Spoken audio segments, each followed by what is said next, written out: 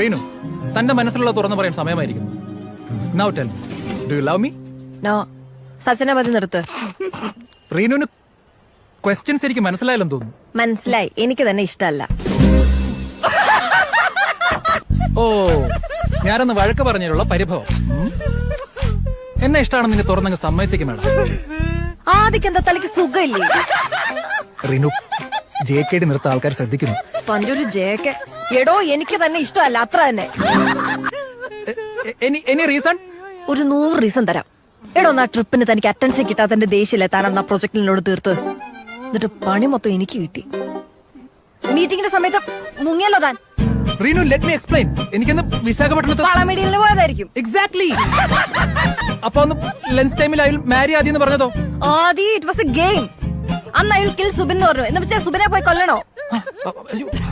എന്റെ ദൈവമേ.